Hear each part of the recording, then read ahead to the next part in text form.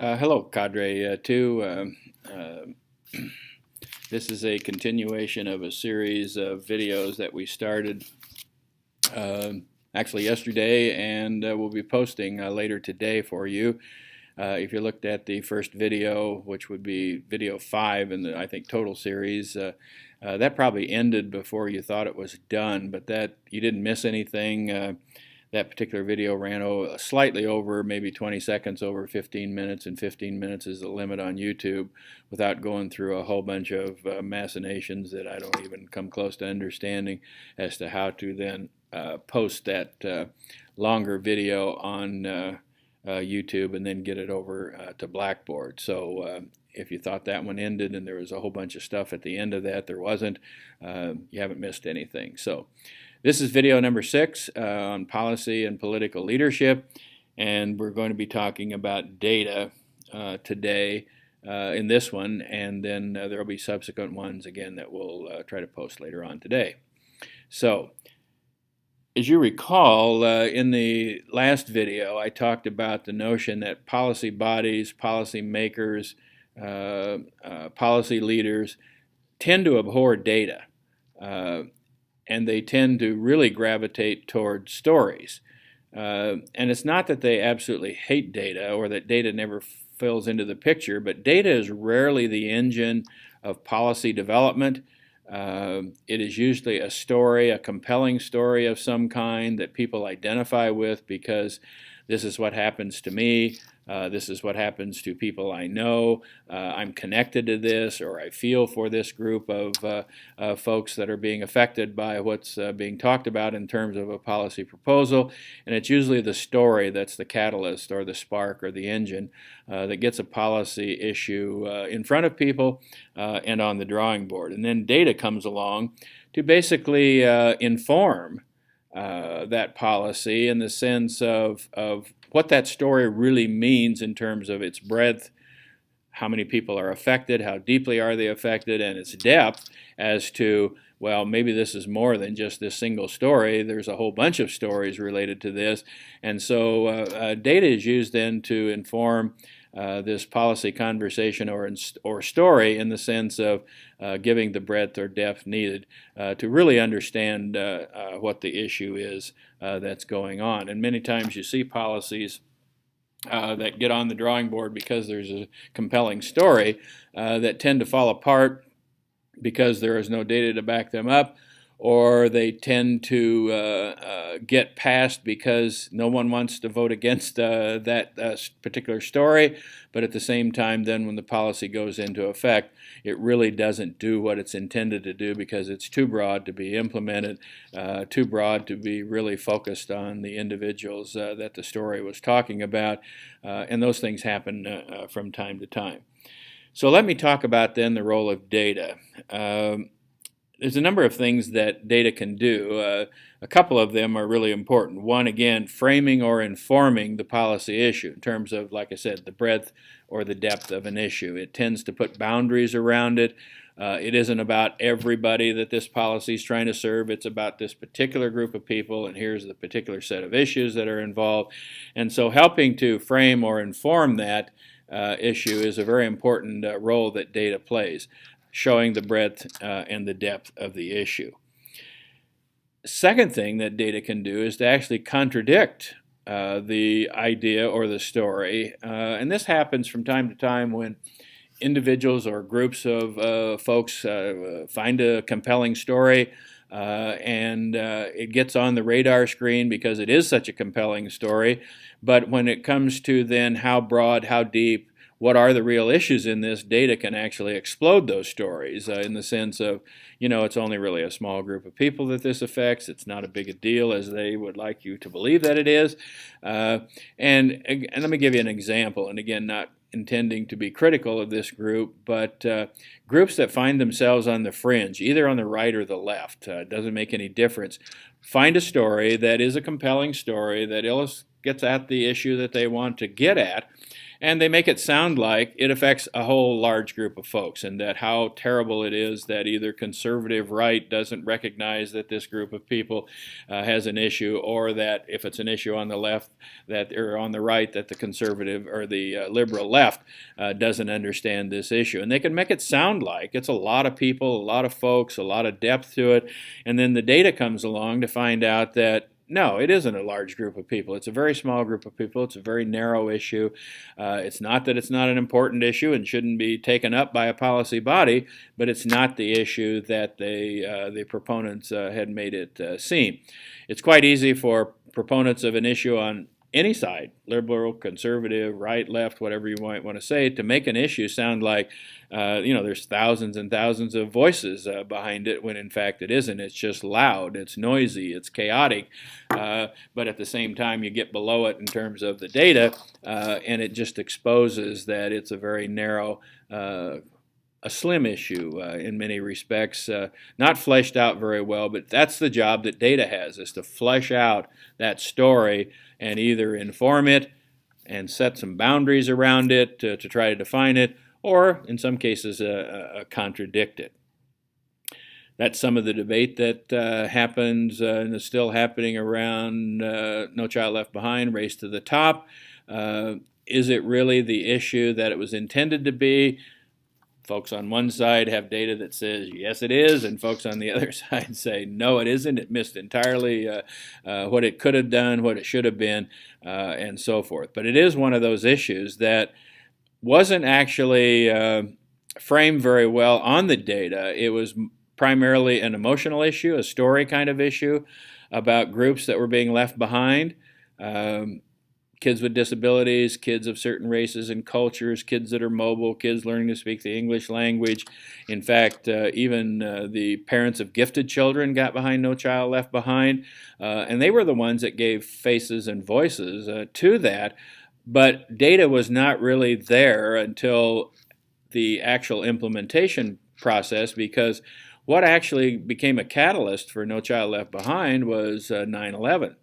And when America tried to get itself back on its feet, as it has historically for the last 50 years, since I've been aware that there's a world out there, we always turned to education to solve our biggest problems. And at that point in time, we had an issue of terrorism, we had an issue of safety, and it was a comforting thing to get back to some level of normality and debate an education issue and get our education system headed off in the right direction. So that became a major part or push for the agenda of No Child Left Behind. As we now look at the data of the effects of that policy, I think any reasonable person would conclude that it's not doing very much. The kind of things that it said it would do in terms of closing achievement gaps, it's not doing that. Gifted parents are still quite upset because every state test, every large-scale test has a ceiling on it, and so it's really not measuring how well gifted, talented kids are doing. It's just like the ACT test. Highest score you can get is 36. It doesn't make any difference if you have a 6,000 IQ. You're only going to get a 36 because there's no way to score any higher. Same way with the SAT and all those other kinds of standardized tests. That's really not the point. So the key thing is to be able to distinguish or translate data into information. Data in and of itself means really nothing. It's inert. It really doesn't tell a story by itself. But when you begin to then move it from data to information, there's around a policy question, informing the breadth, depth, boundaries of a policy question, then it becomes information and it can inform. You've heard the term, and I've even heard educators say this, well, what does the data say? Well, data doesn't say anything. Data doesn't talk. If you're looking at some data like your test scores and you hear it talking to you, I would suggest that you find some place to go for a while, because there's probably a zombie be embedded in that data somewhere that's likely to appear. But data doesn't talk. Here's the point. Data is never unbiased. People say, well, let's get some unbiased opinion, let's get some unbiased data. There is no such thing as unbiased data. The reason why you collected data in the first place and identified the kinds of data that you wanted, automatically gives it a bias. So if I'm looking for achievement scores and I look for test scores, I've automatically set the bias up that what I'm looking for is achievement based upon test scores. And that's what I'm going to get when I go looking for it. It can't then be used as data to say, well, this is how much kids are learning, because all it really means is what score are they getting on the test. It doesn't have to do with just because you get a certain proficiency score on a third grade reading test, that's a large-scale test, doesn't mean that you're literate. Doesn't mean that you can read independently, that you can find the topic sentence or those kinds of things. And so the point of it is the translation of data into information is not an automatic thing. So when you look at then the data in terms of how does it inform the policy, somebody's got to take data and create a story around it. Not a story that's a fictional story, but a story that says, well, we started out down this road, we're trying to serve this group of people, and here's kind of the lay of the land. And so it becomes a narrative description based upon some numbers, based upon some research findings that says, here's the breadth and depth of this issue. And so then it begins to translate data into information. And I think that's an important thing.